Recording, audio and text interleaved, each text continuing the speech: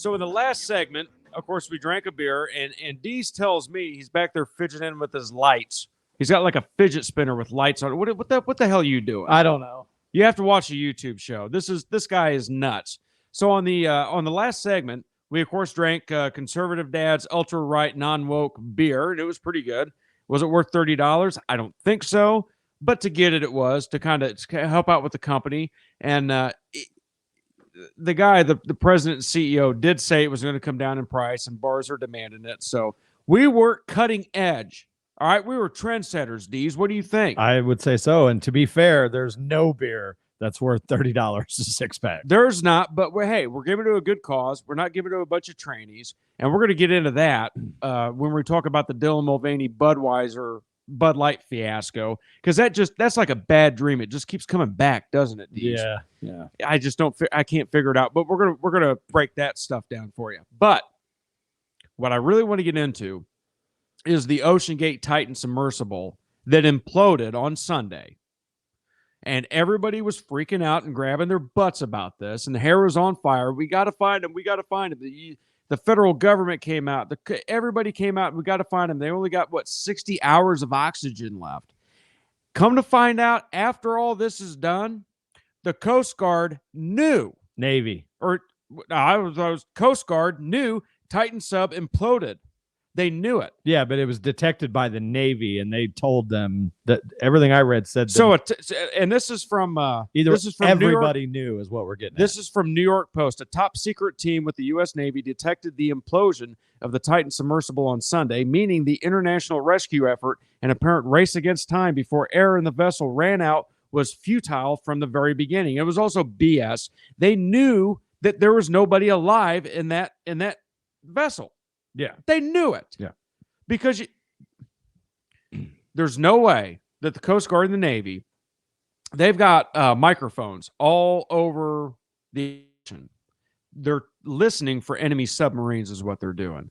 They've got all these anomalous sounds. Have you ever heard these? It's like bloop and something else, and they pick them up in the ocean. They can usually get plane crashes in the ocean as well. Yeah, well, if you remember, the Canadian Air Force or whoever it was that was flying over, they released the video where you remember the reports, they were saying they heard banging every 30 minutes, which is I guess that's like a maritime thing where every 30 minutes, every half hour on the half hour, you're supposed to bang this thing out. And that somebody played that and said that this is the audio that they picked up. And it actually sounded like somebody was banging on the side. Yeah, it did, but who knows? Who knows? I don't trust anything because the federal government will get in there and tell anybody what they want to hear. So getting back to the New York Post story, a U.S. Navy official said the intel was immediately shared with the command post. However, the information was not definitive, so a decision was made to make every effort to save the lives on board and move forward with a search and rescue mission.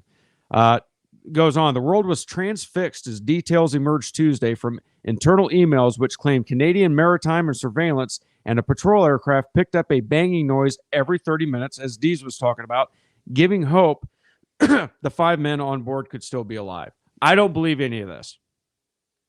I don't believe it. I think this was all propagated. You don't believe that they heard the sounds, or that I don't believe that they actually thought they were coming from there. I don't. When the U.S. Navy and Coast Guard picks up what sounds like a submersible imploding at the TITANic site at the exact same time that they lost comms with a submersible at the TITANic site, no, I don't believe they drug this out this far. What do you think? No, I think that they definitely knew. Now I don't know whether or not those recordings that were released were true as far as like, hey, this is what we picked up, or if you want to like really dive deep into conspiracy theories, if it was all just a giant, smokescreen type thing. You know what I'm saying? No, I don't think.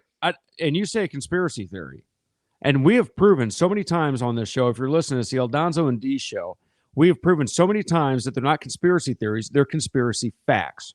Now, even James Cameron, who went down and saw the Titanic and made that film as kind of a reason to do it, He was even PO'd about this. Yeah, he said they wasn't happy. should have known. There's no way they just lost comms. That doesn't happen. James Cameron is a smart dude, and he was really, really beside himself that they made as big a deal out of this as they did, and that they tried to give people and the families hope, because there was no hope. There's no coming out of that. They were, I don't even think they made it. What did they make it, like 1,500 feet down or something? Well, they were the total time of the descent from the time that they drop into the time that they're supposed to hit the bottom, they say is about 2 hours. They lost contact at 1:45, and I believe the implosion was detected not long after that. And given where they found the debris field, which was approximately, what they say, 1,600 feet or 600 1,600 feet. Yeah, 1,600 feet from the wreckage. The wreckage.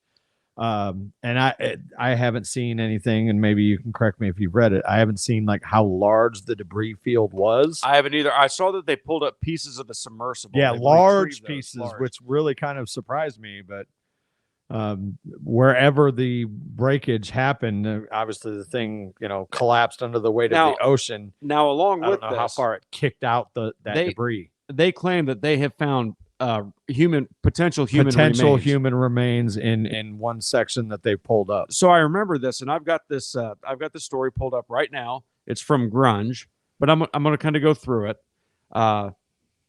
We'll just read it. With the recent destruction of OceanGate's Titan submersible fresh in the minds of the public, many people are curious about what the deceased experienced in the final moments of their trip. I didn't need to read any further to know that they didn't probably experience anything.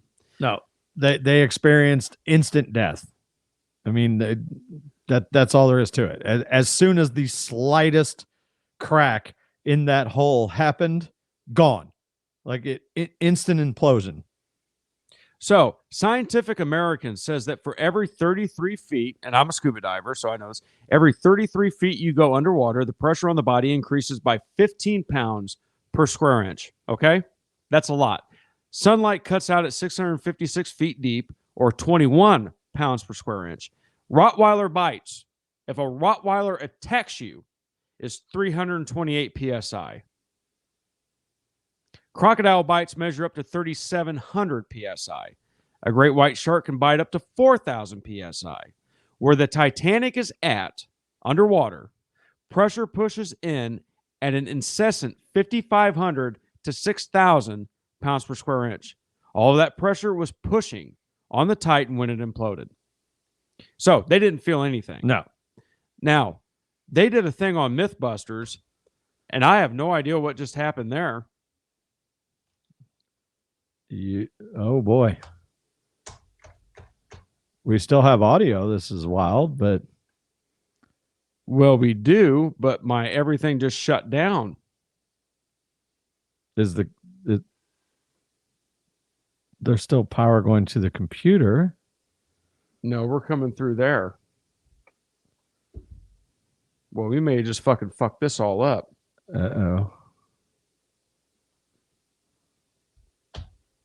If that goes, I'm going to make a best of episode.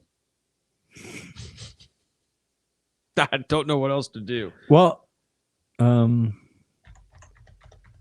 still recording through here, so... Oh, you are? It looks like I am. We have audio. Okay, so we've been live. Let's do 11 minutes. Are you pretty close? We're at 9 minutes right now. Folks, we don't know what just happened there, but everything went down like completely. Like the computer, but if you don't everything. You don't have a laptop or anything. Well, the good thing is I think we can finish this segment out. Deez, what do you think? Yeah, let's give it a shot. All right, we'll do it live, F it, like Bill O'Reilly says. So you got us down at, sorry, folks, give us a minute. This is exciting times we're living in. I have to get my cell phone out so I can actually, I can't get it because my notes are up there.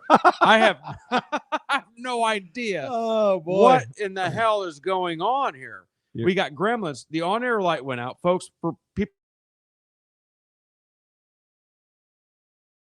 why am I getting potential spam? I don't know. That was a phone call that I'm not going to pick up. A phone call is an invitation to a conversation you don't have to accept. Yeah. Everything's so. Anyway, we're talking about the submersible. We're coming up. let's do this. Let's go to 11 minutes and 30 seconds because you're going to trim some of the beginning off, right? Oh, for sure. Yeah. So it's just like if Kat was uploading them, we're going to get cut off anyway. So it doesn't matter. But that was a dig on Kat Peterson. Check her out, The Morning Buzz. Yes, if you did listen to the show on the radio last week, you may have noticed that the final segment was actually like 3 to 4 minutes short. I'm not sure what deal that is, but all the more reason to go to our YouTube channel. That is youtube.com/ElDonzoDeez, or right. go to cities929.com. Click on our little name on the on-air talent, and you can find at the bottom there, scroll down, and you can catch every show that we have done for Cities. And if you really want to dig deep, search for El Donzo and Deez on Spotify or anywhere else you get your podcasts, and you can get our whole library back when COVID made the world go. And you can even catch this show if we can actually finish it. Yeah, if it actually works. Not, I'm going to tell you something right now. If you are actually watching this, we have decided just to throw it up on YouTube. Even if we don't get the damn show done. Oh, yeah. We're going to throw it up on YouTube so you can see it. But anyway, we're going to take a quick break. This is the El Donzo and Deez show. We're going to try to unscrew our situation, and we'll be right back here from the Skyhammer Studios here on Cities 92.9. We'll be back.